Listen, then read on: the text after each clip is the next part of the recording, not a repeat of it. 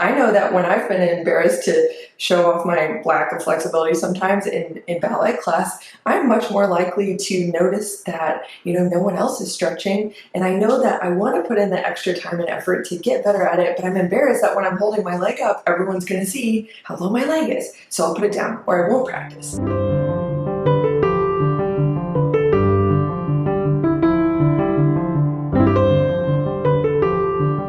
Hey dancers, it's Kirsten. Welcome back to the Confident Dancer YouTube channel. If you know me, you know that I'm all about talking about the mental side of dance. If you don't know me, hi, hello, welcome. I am a former full-time professional dancer. I still dance, even professionally, just freelance, But anyway, that aside, I'm a mindset coach for dancers, meaning that I specialize in helping dancers overcome the mental blocks and struggles that hold them back from feeling and dancing their best consistently. So with that, that's why I talk about mindset a lot on this channel.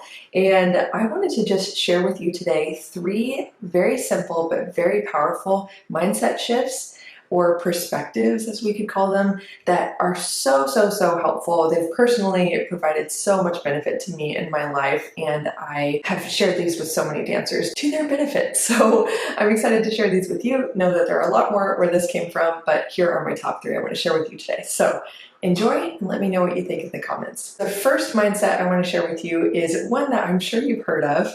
I'm so happy it's becoming more popular to know about, which is the growth mindset. Now, the growth mindset is juxtaposed to the fixed mindset, and the growth mindset is really the belief that with time and effort, you can improve just about anything, or you could learn to do anything. You can improve your skill set or create positive change. The fixed mindset is the opposite. It is really the belief in inherent talent, kind of that belief that if you haven't done something yet, then you probably won't be able to, or if you're not naturally gifted at something, then you can only really do so much. And this is a concept that I'm sure you've heard of. I've talked about it a lot. It was popularized and developed by Carol Dweck, who's an American psychologist. She has a great TED Talk on this topic, as well as a book called Mindset. I would highly recommend both. And she lays out in the book and then also in her TED Talk so many different case studies and examples of the power of the growth mindset compared to the fixed mindset. It really shows the power of our assumptions. If we believe, oh, of course I can learn how to do a triple pirouette. I just need time. I just need to learn how to do it. Instead of I've struggled since the beginning with turns, so I'm just bad at them. I'm just not a turner. I'm not a natural. I hear that so often in dance, and sometimes I think that dancers think that we have the growth mindset because we keep putting in the effort to improve, and that's totally valid. I know that dancers tend to be very hardworking, and we keep practicing to improve upon the areas that we feel are weak points. However, you can still keep practicing with the fixed mindset, that belief that, I'm not naturally good at turns, I'm just not a pirouette person, whatever. That fixed mindset can really affect the way you practice. So even if you keep putting in the effort to practice those turns, you are much more likely to interpret mistakes as see proof that I'm not good at this, and then get more frustrated and much more likely to give up before you come back the next day and try it again. So it can affect the quality of your practice, which then of course affects your results. It also affects your optimism and your resilience. The growth mindset leads to a sense of optimism that motivates you to keep seeing change, trying different approaches, interpreting little mistakes or a lack of progress as feedback that you can use to learn and adapt your approach rather than proof that you're no good at it. So the growth mindset is really important because, again, as dancers, I acknowledge that a lot of times we do keep practicing, but we need to practice with that open mind and with that growth mindset.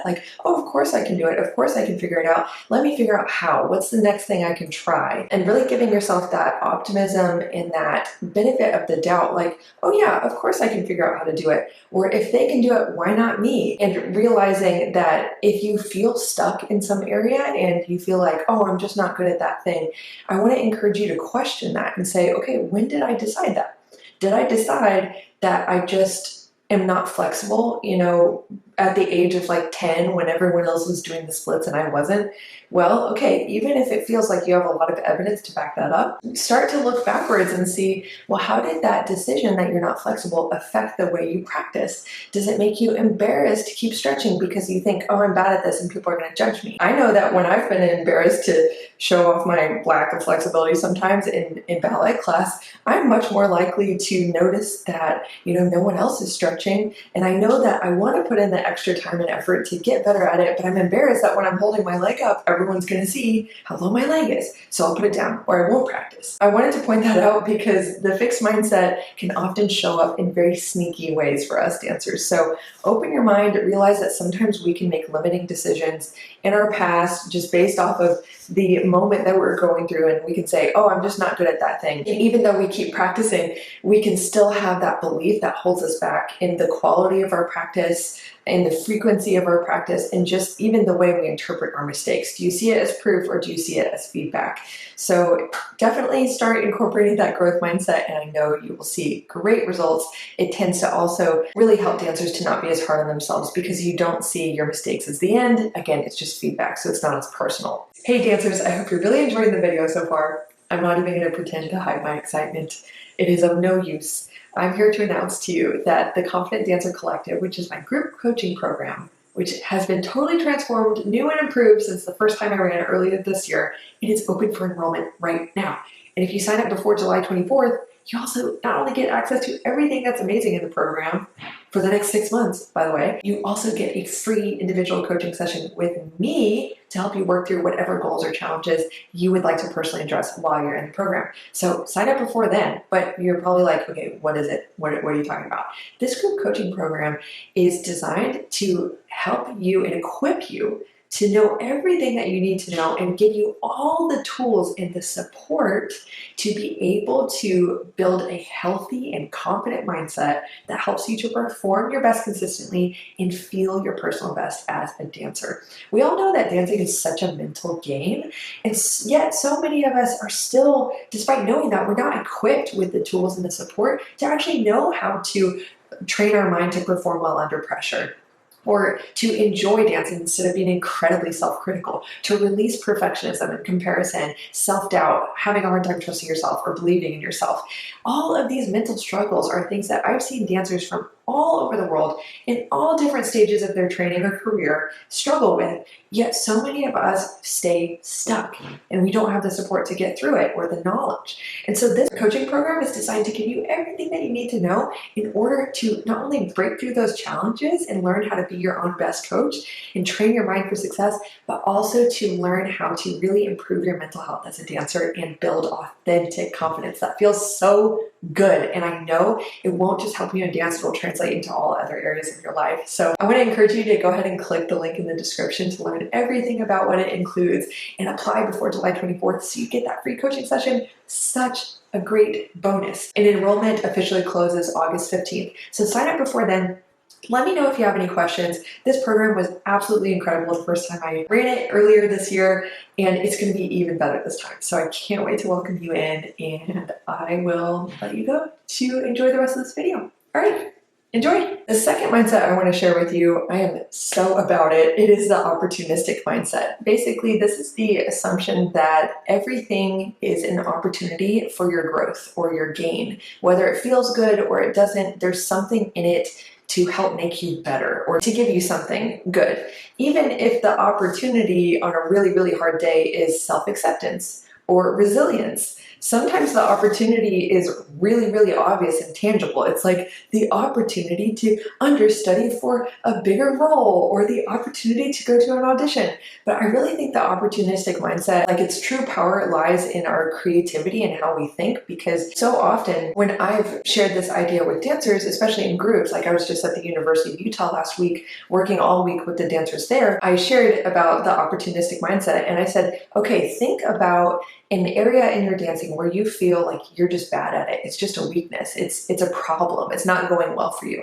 And I heard a lot of things like, my knees don't have this nice hyperextended line, or my feet aren't very good, or my turnout isn't very good. And a couple of dancers were getting stuck. Like, I don't get how that's an opportunity. It's just not good for me. And I totally get where they're coming from. I felt that way at different points in my life for sure, especially with going through a very difficult knee injury, not having a lot of natural turnout and things like that. I definitely had my moments like that, but that's where I challenge them to press in and get a little bit more creative, or seek to find opportunity in areas where it looks like you're at a dead end. Sometimes the opportunity is in personal growth. Sometimes the opportunity is to realize that maybe with your turnout, like I had a point like this, where partially that struggle of mine with like learning how to rotate my legs fully, partially it just seemed like it was so bad for me for a really long time. Like it was just a struggle in my life. Then I saw that the opportunity was for me to learn more about my anatomy and become very smart and self-correcting and finding ways to improve my own turnout,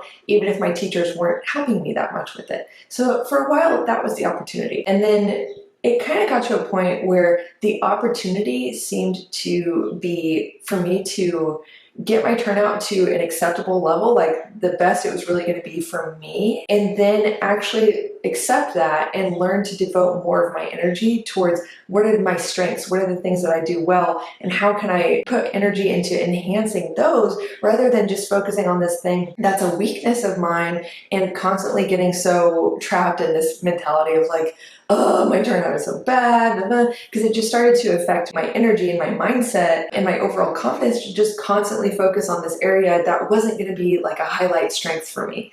So there can be so many different opportunities in whatever struggles you're facing. And by the way, I want to say, it doesn't mean that you have to feel positive about a struggle. It doesn't mean that you have to like it. This opportunistic mindset is just about finding the possibility for growth and the positive challenge in everything. And the power of the opportunistic mindset is it really feeds well into the growth mindset. It allows you to use everything for your benefit instead of saying, oh my gosh, this is so bad, this sucks, can't do anything about it. The opportunistic mindset allows you to actually create a win-win scenario in your head about pretty much everything. Even if you don't like one of the potential outcomes, still an outcome could be like that quote that I really like. You either win, as in you meet your own expectations and desires, or you learn. If things don't go exactly your way, there can be some positive benefit, or I'll say useful benefit in you going through that experience. If you use that mindset to say, okay, what is the opportunity for growth here? The last mindset I want to share with you is the experimental mindset. This one is so transformative and I think different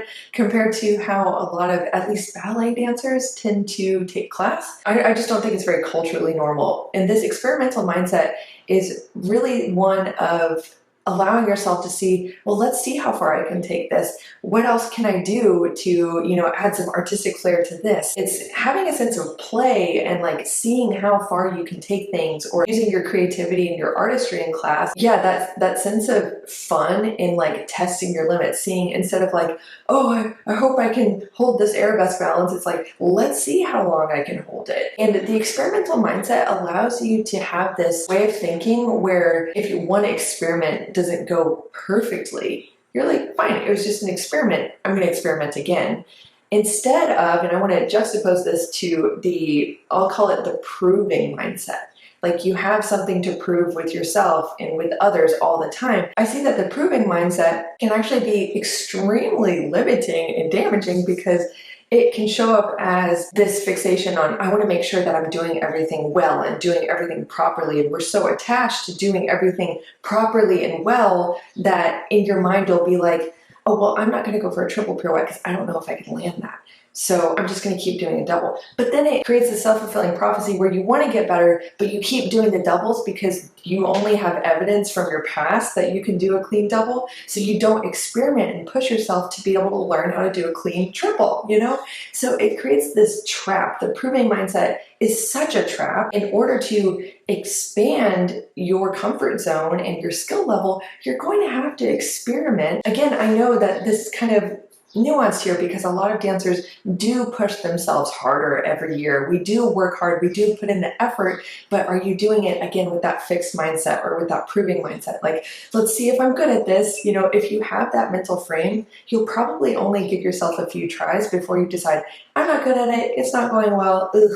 Instead of like, let's see what I can do with this and that and this. And the experimental mindset is so powerful because it gets you in touch with yourself and your autonomy and your own choices for how you want to dance, how you want to take class, instead of just like, oh, I hope I please other people, I hope I'm doing it right, you know, that external focus that can really distract you. So the experimental mindset, I think it really also makes you very magnetic and fun to watch, because I can always tell when a dancer is like really going for things. It's fun, it's exciting to watch. I'm kind of on the edge of my metaphorical seat or figurative seat in a really good way, versus I feel like I'm on the edge of my seat in a bad way when I can tell that a dancer is just trying so hard to make sure everything is perfect and good. So they're kind of like shrinking, they're stiff, they're just trying to like avoid mistakes instead of like go for excellence. And the experimental mindset as well also feeds into that growth mindset in allowing you to be like, instead of, oh, I'm just not good at this, or, oh, I bet this will go badly. It's like,